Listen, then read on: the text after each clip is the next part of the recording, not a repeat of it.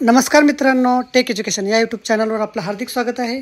बघा, आजच्या व्हिडिओमध्ये आपण एक अत्यंत महत्त्वाची बातमी पाहणार आहोत। ते म्हणजे अर्थसंकल्प तथा नोकरदार वर्गाला काय मिळणार आहे त्यासंबंधी सविस्तर माहिती पाहणार आहोत। त्यासाठी व्हिडिओ संपूर्ण बघा आणि व्हिडिओ जर शेवटी आवडला तर लाईक करायला काही कसर करू नका। चला तर व्हिडिओ सुरू करूया।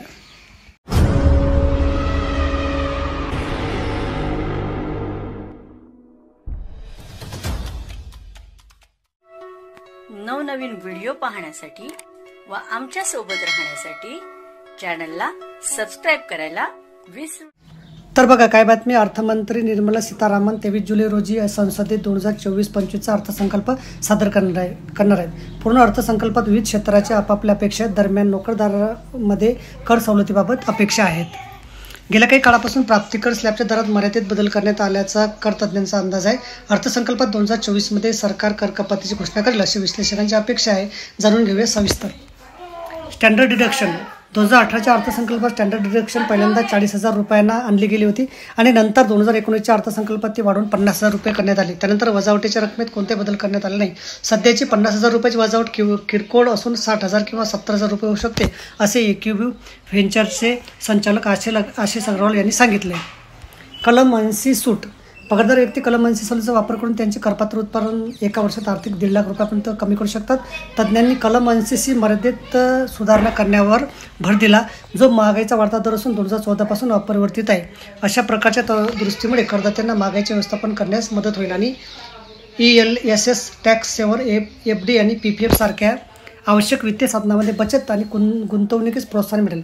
आर्थिकदृष्ट्या लवचिक आणि समृद्ध भारताला प्रोत्साहन देण्याच्या व्यापक ध्येयाशी हे सुसंगत आहे। टॅक्स सवलत विविध मीडिया रिपोर्टनुसार केंद्र आगामी अर्थसंकल्पात हा कर 3 लाख रुपयाहून 5 लाख रुपये करण्याचा विचार करत आहे। या समायोजनाचा परिणाम विशेषतः नवीन कर प्रणाली अंतर्गत अर्ज करणाऱ्या करदात्यावर होणार आहे।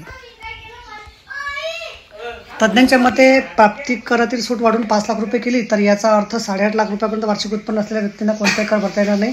चार्टर्ड अकाउंटचे गुप्ता सचदेव अँड कंपनीचे भागीदार गौरव गुंजन म्हणाले, या गणनेत कलम 87 अ अंतर्गत स्टँडर्ड डिडक्शन आणि सूटचा विचार केला जातो।